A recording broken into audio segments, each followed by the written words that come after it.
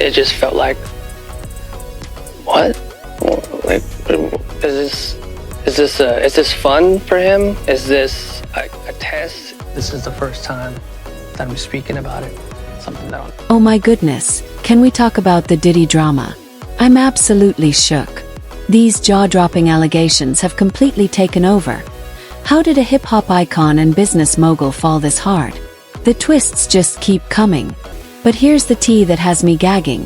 What if the real reason he keeps getting denied bail isn't just about protecting witnesses?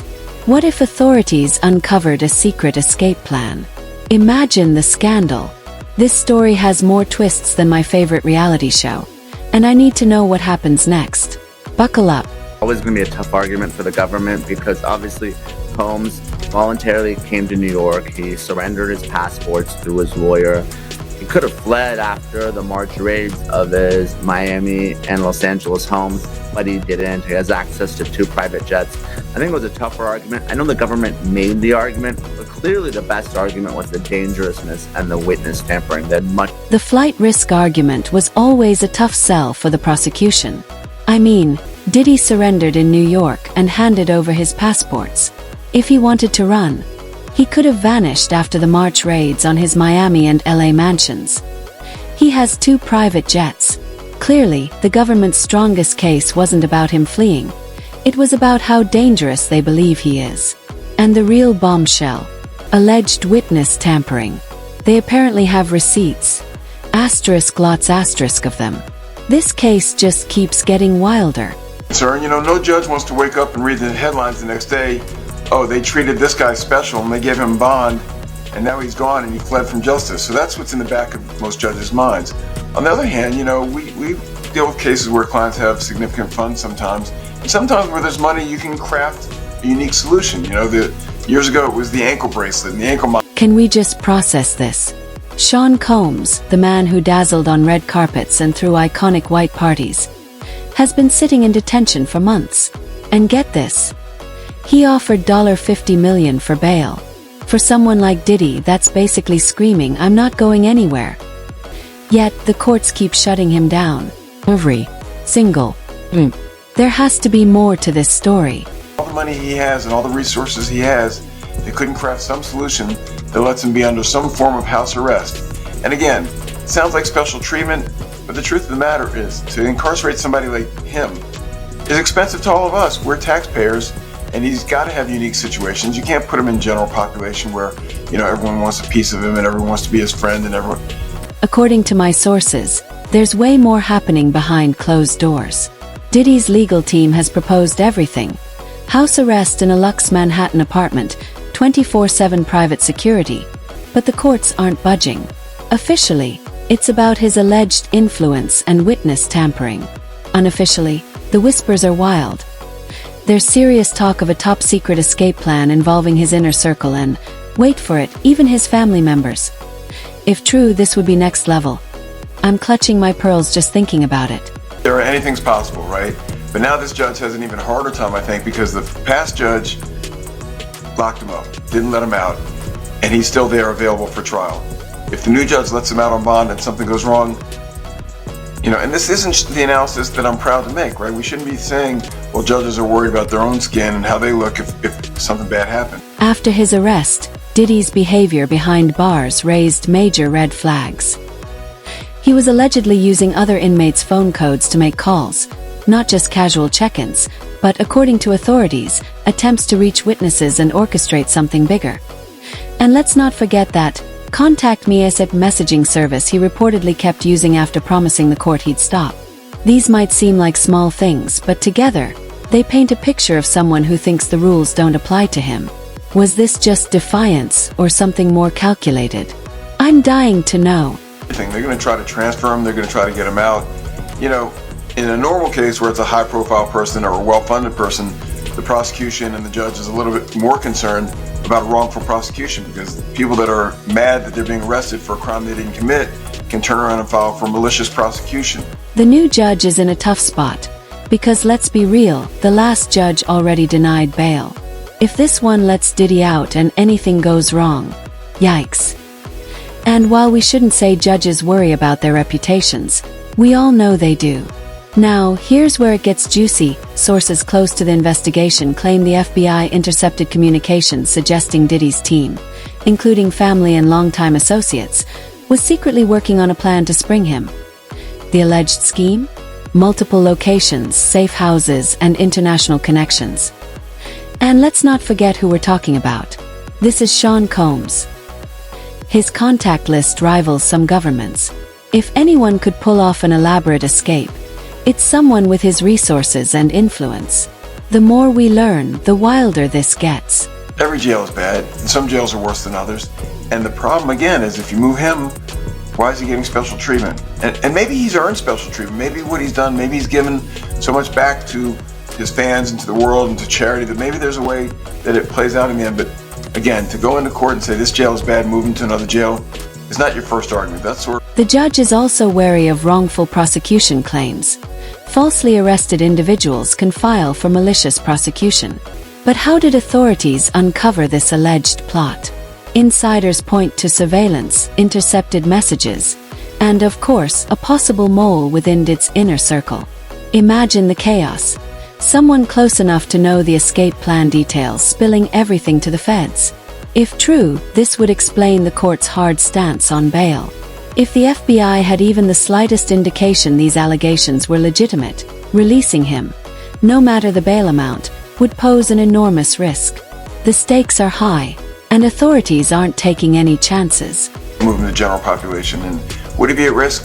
Sure, he'd be at risk. There's so many people that have nothing to lose, right? They're going to be in jail the rest of their life. They've got nothing to... They want their 15 minutes of fame. They were friends with Diddy, or they hurt Diddy, or they Diddy, or they did... I mean, there's so many, people in jail that this would be their moment.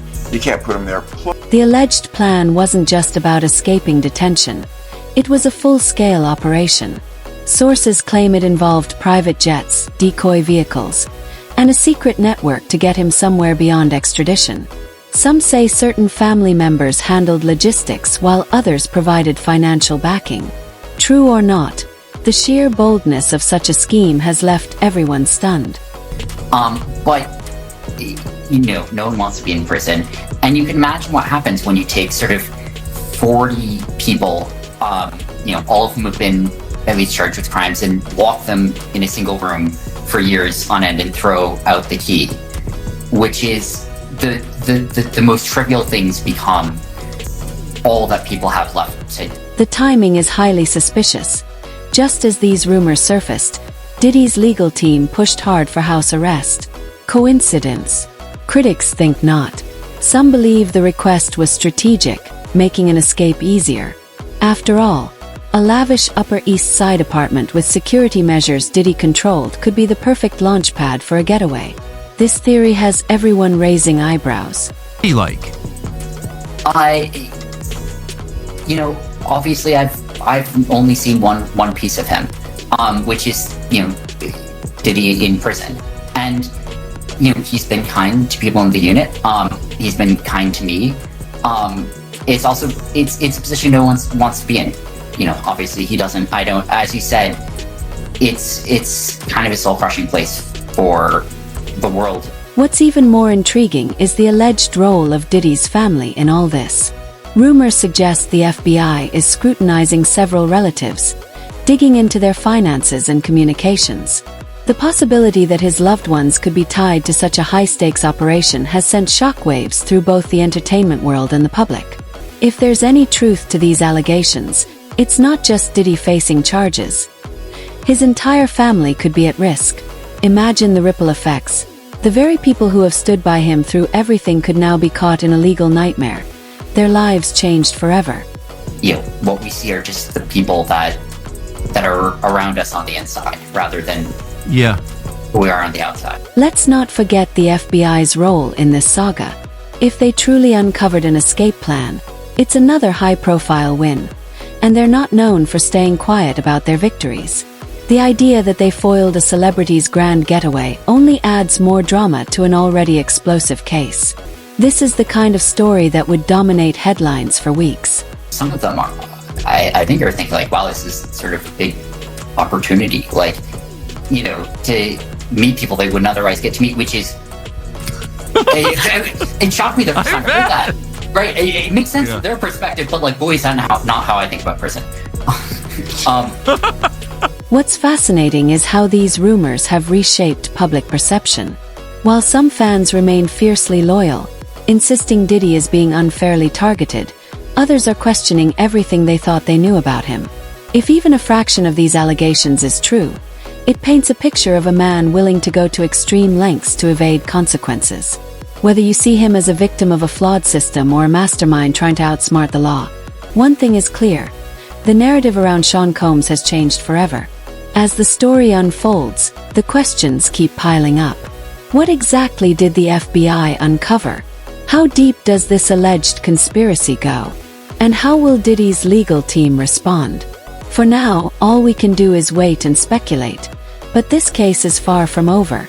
Diddy has been for months now, but last week he was taken to the hospital. According to reports from the New York Post, Diddy was transported from MDC in the cover of darkness at about 10 p.m. on January 30th. He was taken to a Brooklyn hospital for an MRI after reporting issues with his... As all this drama unfolds, let's not forget where Diddy is spending his days.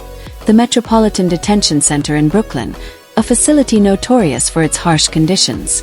How is a man who once lived in luxury adapting to what some call hell on earth? Could these grim surroundings be part of a strategy to pressure him into cooperating? Picture this: Sean Diddy Combs, who once commanded yachts and VIP sections, now waking up to fluorescent lights in an 8x10 cell. Jarring, right? This detention center is no 5-star retreat, and the contrast couldn't be starker.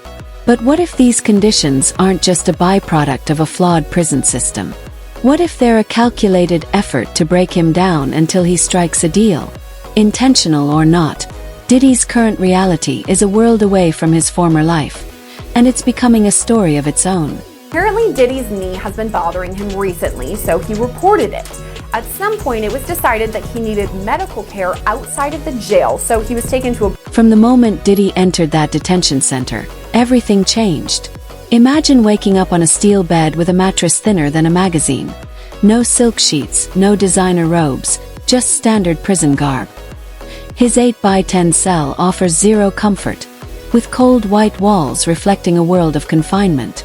And get this, there's not even a pillow. Think about it. A man who once chartered private islands now sleeps without the simplest comfort. It's a detail that just sticks with you, isn't it? After that initial review of his current medical situation during his physical, and then there's follow-up to that process if there's something found, immediately. But, you have to understand, daily there are medical staff walking through the units, doing what we call sit call and asking inmates, are they okay? And then you have folks that are... The Metropolitan Detention Center is notorious for more than just its lack of luxury. It's one of the most chaotic and underfunded facilities in the system. Critics describe it as overcrowded, violent, and severely lacking basic necessities. One former inmate famously called it hell on earth. And that's an understatement. For someone like Diddy, who has lived so lavishly, being thrown into this harsh reality must feel like another world entirely. Well, inmates have procedures all the time. You have folks there with cancer, you have folks there with, serious other chronic diseases. And sometimes it does require individuals to have surgery even while they're on pretrial status. Here's the interesting part. Diddy isn't just any inmate. He's a global cultural icon. But fame doesn't shield him from the harsh realities of detention. It might even make things worse. Reports suggest he's housed in a special unit meant to separate high-profile detainees from the general population. Sounds safer, right? But isolation brings its own challenges. Imagine being confined to an even smaller space, with minimal interaction and no escape from monotony. If regular prison is tough, this special housing unit is its own form of psychological warfare. I've had a lot of time to reflect on how to communicate, and in retrospect, I think I was not effective at communicating, especially when the crisis first hit, and in the months thereafter. I made a mistake I often make. I get swept up in details, and forget to meet the big. Adding to the intrigue are Diddy's alleged interactions with other high-profile inmates, including disgraced crypto mogul Sam Bankman-Fried, who is also held there. In a surprisingly candid interview, Bankman-Fried described Diddy as kind and approachable. "He's always been kind to me," he shared, portraying Diddy as someone trying to maintain his old persona despite the grim setting. But don't mistake kindness for contentment. Behind the scenes, reports suggest Diddy is struggling to come to terms with his harsh new reality. He has a shrink coming by his cell to see him several times a day. And now there's talk about putting him in, it's like a bubble. It's like a cell that has like a plexiglass wall in it where they have inmates watching you. That's actually their job, to keep an eye on the inmates that are on. The mental toll of incarceration, especially in a place like this, is immense. Some speculate authorities are relying on this psychological pressure. For a man like Diddy, used to controlling everything, the lack of autonomy could be especially grueling. Could this be part of a larger strategy? Imagine the pressure building day after day in confinement.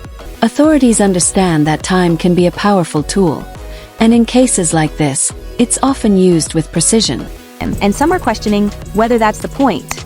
Some people do think that Diddy can help him, but this guy's going to be locked up forever. His case will probably take at least 3 years to litigate. He'll stay at MDC.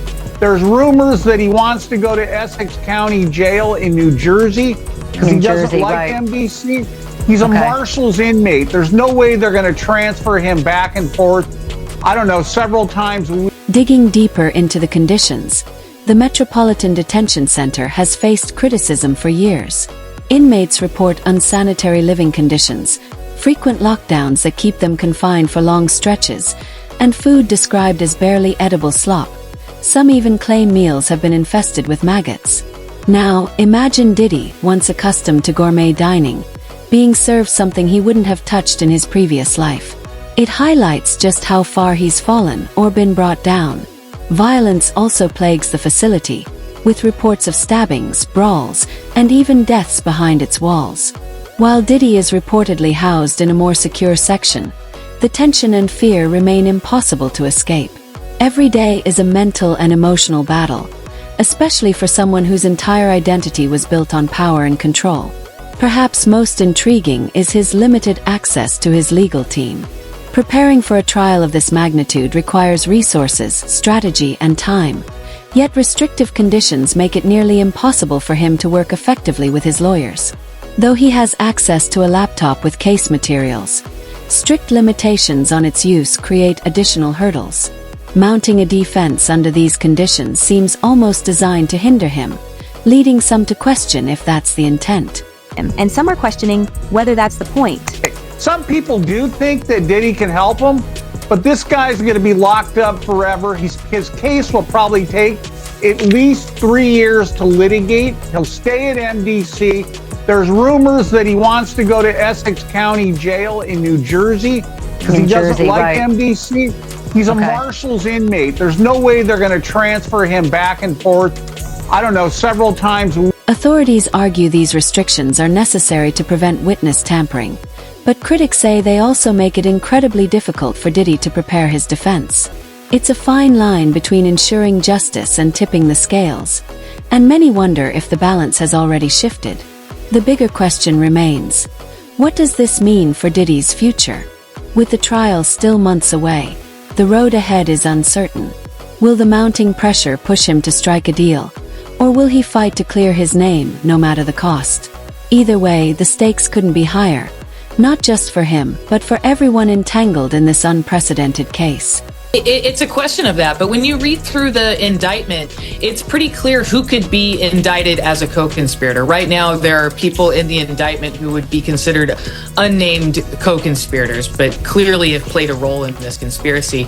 And I think prosecutors have some big leverage on them because they're hoping that they testify against Diddy as prosecution witnesses. As days turn to weeks and weeks to months, one thing is certain: the world is watching.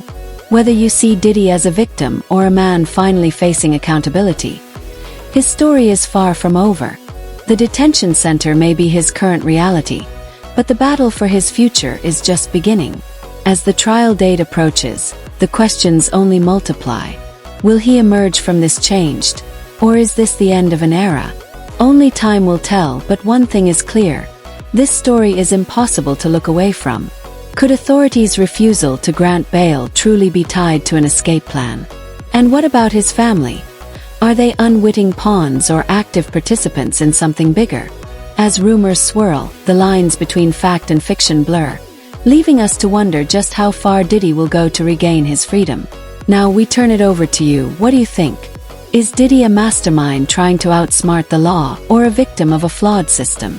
The conversation is just getting started, and we want to hear your take on this jaw-dropping celebrity mystery. Stay tuned. This saga is far from over.